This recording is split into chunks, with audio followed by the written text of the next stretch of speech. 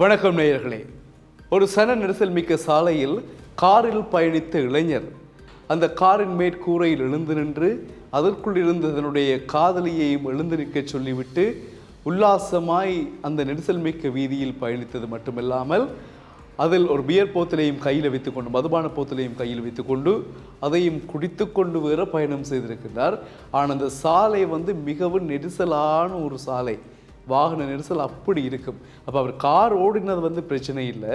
அந்த மேற்கூரையில் திறந்து மூட்டு எழும்பி நின்று தன்னுடைய காதலியை எழுப்பி வச்சுக்கொண்டு அவர் செய்த வேலைகள் தான் இப்பொழுது அவரை போலீசார் அரெஸ்ட் பண்ணி மோட்டார் வாகன சட்டம் 281 355 பதிவு செய்து அவரை காவல் நிலையம் கொண்டு போய் விசாரணைகளை தொடங்கி அவர் ஓடின காரையும் பறிமுதல் செய்து இப்பொழுது வழக்கு பதிவு செய்திருக்கின்றார்கள்.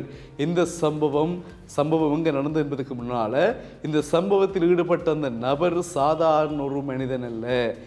ஏன் நான் சொல்லுகிறேன் என்றால், ஒரு சட்ட கல்வியை கற்கின்ற 5ஆம் ஆண்டு மாணவன், 5 வருஷமாக சட்டக்கல்வியை கற்று வருகின்ற ஒரு மாணவன் தான் இந்த சட்டத்திற்கு புறம்பான வேலையை செய்திருக்கின்றான் நடு வீதியில்.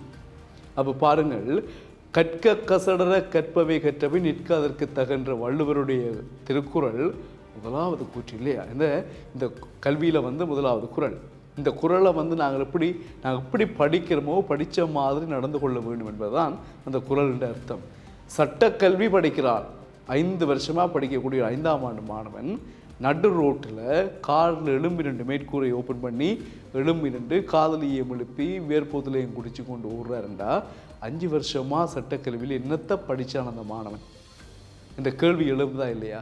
இந்த சம்பவம் இந்தியாவில் சென்னையில் தாம்பரம் பகுதியில் இடம்பெற்றிருக்கு. தாம்பரம் எஸ்எஸ்டி சாலை என்பது மிகவும் ஒரு பிரபலியமான அல்லது சன நெரிசல் மிக்க ஒரு சாலை. இரவு பகல் எப்போவுமே ட்ராஃபிக்காக இருக்கும். அவ்வளவு ட்ராஃபிக்காக இருக்கக்கூடிய ரோடு தான் தாம்பரம் எஸ்எஸ்டி ரோடு.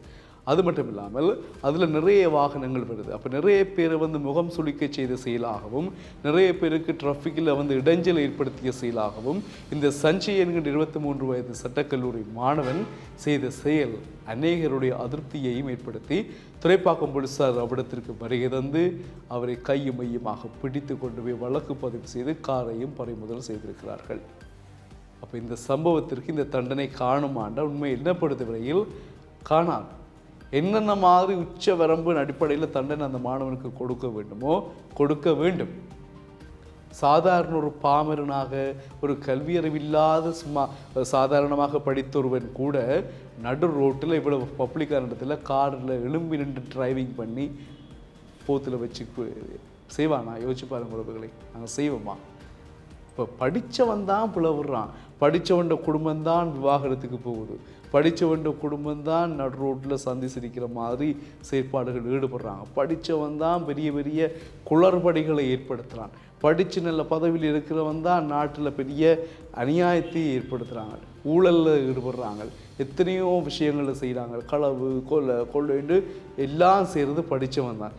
இப்போ அண்மை காலமாக படித்தவங்களால் வர பிரச்சனை தான் நாட்டில் எல்லாரையும் பெரிய குழப்பத்தில் ஏற்படுத்தியிருக்கு. அது படிச்சிட்டோம்ன்ற ஒரு என்ன சொல்கிறது, மமதையோ அல்லது தப்பாக படிச்சுட்டாங்களோ அல்லது நான் படித்து தானே என்ன யாருக்கு செய்ய முடியும், எனக்கெல்லாம் தெரியும், அதால் நான் என்ன செய்தாலும் என்ன சொன்னாலும் கேட்பாங்க என்றொரு ஆணவமோ என்னவோ படித்தவர்களால் அண்மை காலமாக எம் நாடு உட்பட பல நாடுகள் சங்கடத்தை எதிர்கொண்டிருக்கின்றன என்பது தான் நிதர்சனம். அதுதான் இப்பொழுது நாங்கள் பார்த்த செய்தியும் சட்டக்கல்லூரி மாணவனுடைய இந்த சம்பவம். இணைந்திருப்போம் செய்திகளுக்காக டியூப் தமிழுடன். வணக்கம்.